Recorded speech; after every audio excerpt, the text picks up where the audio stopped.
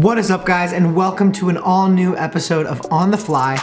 I'm your host, Katie DeFeo. This week, we are going to take a look at this past weekend. We had a very eventful weekend in the sport of women's lacrosse in the nation of America. Ladies and gentlemen, it was the US Lacrosse Fall Classic. I flew, as I have done in the past, all the way from California to Maryland for one singular lacrosse game. And here's why. Team USA obviously has always been the best team in the Team USA is the best team in the world. We know that. I mean, the talent is absolutely loaded. We saw it on display. We saw a lot of that talent on display this past May in the college lacrosse season. We saw even more of that talent on display this summer in Athletes Unlimited. We saw the training roster scrimmages of white versus blue within Team USA this summer, but now finally, for the first time in this 4-year cycle, we are seeing the United States take on other opponents across the world. We saw the United States take on another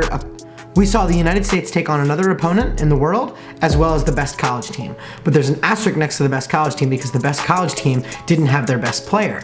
And why was that? Their best player was actually playing on Team USA during this game. Very confusing, I will explain. I drove up to Sparks, Maryland on Friday night and I watched the United States play Canada in women's lacrosse. And I'm going to give you guys a couple things that I noticed, a couple things that I wanted to highlight during this episode of On the Fly. Quick episode today. The first thing was just the chemistry on Team US. Obviously, like I had said, a lot of these girls have been playing with each other for quite some time. A lot of these girls played in AU. There were really no sloppy, unforced turnovers in this game.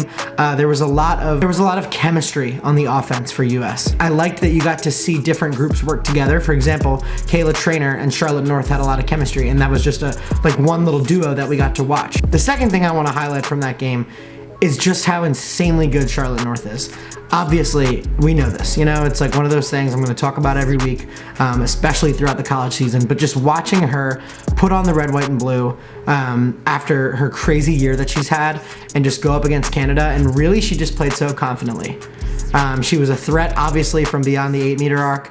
I think that really opens up the offense a lot because you basically have that gigantic threat to shoot from anywhere in that top right, kind of hovering in that area. That really requires the defenders to close out. I think that really opens up a lot of space down by the crease, as we saw, and just across the entire offense. Charlotte obviously is going to get her goals. She's going to get her fast break goals. She's going to get her 8 meters. But I really think that we're going to see a lot of Charlotte as a distributor and as a feeder, and I'm excited to see that aspect of her game really go to the moon, because obviously she's really sick at everything, but this is going to be something that we're going to get to watch specifically with US, which will be really cool. The last point that I'll make overall about the game that I witnessed, USA versus Canada, would just be discipline. Again, I said there were no unforced turnovers, but I also just think that it almost felt like USA was playing for the World Cup. They brought a lot of intensity.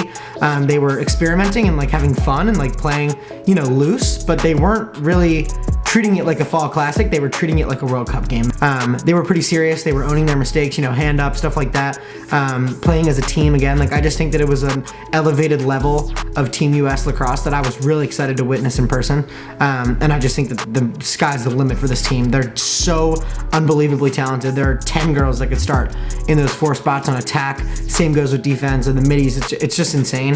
The talent is there. They absolutely destroyed Canada on Friday night. I think it was 19-3. I was standing there, my jaw would drop a couple times. I would just start laughing. I was standing there on the sideline watching this. It was unbelievable. It was insane lacrosse. I think this team is perfectly coached. I think this team has the perfect roster, and I'm just so big on Team US. I cannot wait to watch the World Cup next summer. Hopefully, I'll get to another US event this fall, and hopefully I will be at the World Cup next summer. I would imagine that I will be covering that, but yeah, it was an awesome weekend. It was an awesome couple games that they had against some really top tier opponents for the first time in this cycle, and I'm just excited to see what the future holds for the United States of America women's lacrosse team. That is the real America's team. Ladies and gentlemen, thank you so much for watching. I know today was a quicker episode. Make sure you guys subscribe down below so you don't miss another one of these, and make sure you follow us on Instagram at UnleashedWLax. We got some big news coming. Peace.